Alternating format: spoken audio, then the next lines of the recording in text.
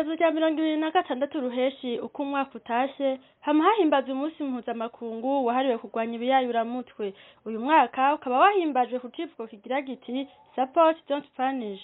Kuri uyu munsi twaragendeye ikigo Positive Future Generation kisaza gifasha kikongera kigakurikirana abahoze bihereza ibiyayuramutwe. Urwaruka twahasanze rusanze rufasha n'ico kigo rwarashize intahe rwerekana ingene rwahoze rwihereza ibiyayuramutwe bongera bashima ko kubera ico kigo babihevye bagahanura abakiri muri iyo ngeso kubiheba kuko gatakazoza bazokwigera bagira keza mu gihe bacihereza ivyo biyayuramutwe. Igihe naza rero nari niyinjecta gose urumva imitsi yose ngaya yari yarirabuye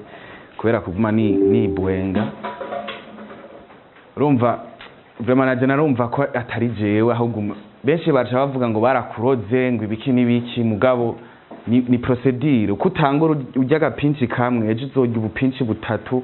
hirya ejo ubupinci butanu kuburyo rero uzura navyibwenga mu maraso kubera iki haragera igihe udasubira kuyumva uri uragirira kuri ntuzenya kuri file wacitangura kwicumita mu mitsi ugaca usinzira wewe urumva recompense yawe uronka ni kwicara ukamera gutya uravye uguhagurutsa uku ubona nta na kimwe ufise nta niki bavuga ngo abajanke ntibakira ngo araheba gasubira mugabo umenye yuko hariho benshi bakize kandi n'ubu baracakira naje vraiment ubu no kwishingira intahe je numva meze neza mu mutima no mu mubiri kandi nta kintu numva vraiment consubiza gusubira kuroshita kuko ahanini benshi baca bavuga ngo baye desevre wasohotse ngaha ngo urashobora kugira mugabo ico sico wewe ahanini muri wewe byose biri muri wewe indani muri wewe ushimye kuzokwama ucafuye ushimye kuzokwama usa nabi imbere y'abantu nivyo wawe mugabo ushimye kubaho ubuzima ukubaka umuryango wiwawe ukarondera kuko nubwo uba warabaye mu janki ndazi hari umuntu yo kubona vraiment warahindutse akaryoherwa akagufasha nabitangwe nyine numvuga ngo reka testing numve ingene bimeze kubera iki abandi mbabona babinyonga basinzira canke bagaca baguma banezerewe campitangura uko nyene kunyura umogi je navye mfise 16 ans nararaguzwa mbese sinajya address aho nshitse niho narara kugira ngo ndonke bya bintu nyene nari nkeneye y'amabooster tunangura kubimara yo mwijoro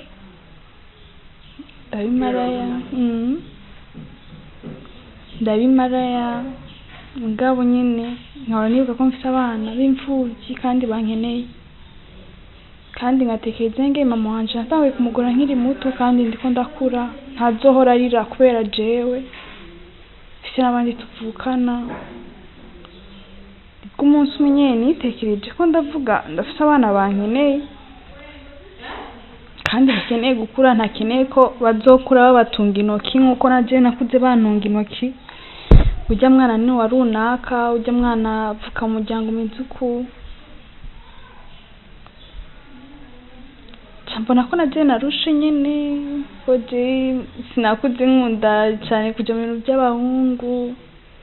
nubwo nyene nako bumara ya mugabo byarambabazaga muri jewe nabikora ari basi tukugira ngo ndonke cake ndiko ndarondera bagasaba leta gukora ibishoboka byose kugira ngo iyo ngeso ituzwe mu gwaruka. Twadushaka gusaba leta yuko yodufasha icyambere na mbere yofasha gusponsoriza ibi bigo kuko nibyo bya mbere bifasha ko abantu babiheba kandi akaba ari abantu bari mwizi barabara babanyotegwa guheba mugabo akaba badafise ubushobozi bwo kuza mu moya masante rero ugasanga bamwe kuko twarumvise ko metadone yaraje tumaze hafi imyaka 6 atari 8 twideclare uvuga ngo nziza gihari mugabo metadone yaraje ubu rero basigaye kuri Yezu mwiza niho tumva ko basigaye bazitangira mugabo ari abayifata metadone kandi mu nyuma bakaja kurondera matibabu kubera bamaze gutibika kuronka inguvu bakaja kurondera baronse bakaja kugura ya booster kandi ugasanga n'ubundi batwigisha muri Yezu mwiza batwigisha yuko umaze kwinjira muri kiriya metadone ugasubira kuja gufata boost utegerezwa kuja overdose. Richard Manirakiza arongoye ikigo Bright Future Generation yashikirije ko abiheza ibiyayuramutwe atari abo guheba ahubwo ari abo gufashwa kugira ngo bavavanwe n'iyo ngeso mbi kuko ngo kenshi nko kubigeme bituma baja no mu zindi ngeso mbi bigatuma batwara inda zitifujwe. Tukaba twakoranye no munsi kugira ngo twifadikanye n'ayandi makungu kuko no munsi wahariwe guha ijambo abafise uruhara muri iki gikorwa baba abariko barafasha urwo rwaruka baba urwo rwaruka rwonyene ubwabwo abahoze babinywa canke ababinywa n'ubu baba abaserukira leta baba abashigikira igihugu abafata igihugu mu mugongo tutibagiwe rero abamenyesha amakuru kuko mumenyesha amakuru uruhara rwiwe n'intangere mu bikorwa mwe n'ibi n'umunsi rero wo kwirimbura bawita mu Congereza bavuga ngo support don't punish bisigura kuwo mugwi w'abantu banywa ibiyayuramutwe ari abo gushigikirwa sabo gushira imbere ibihano rero n'umunsi wo kwirimbura twasanze unywa ikiyayuramutwe tumufata nk'umunyengeso mbi tumufata nk'uwataye umurongo tumufata ko ari uwo guhanwa twashize imbere guhana kumupfunga canke kumukumira canke kumwirukana mu muryango ivyo rero twashize imbere gusumba kumwumviriza utamuciriye urubanza no kumufasha kuko arakeneye ubufasha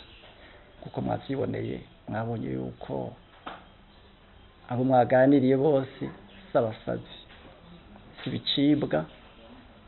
n'abana b'igihugu kujya kwa bandi bana b'igihugu bakwiye gushigikirwa kugira biteze imbere bateze imbere imiryango yabo maze bateze imbere n'igihugu kuko nibwo Burundi bw'ejo.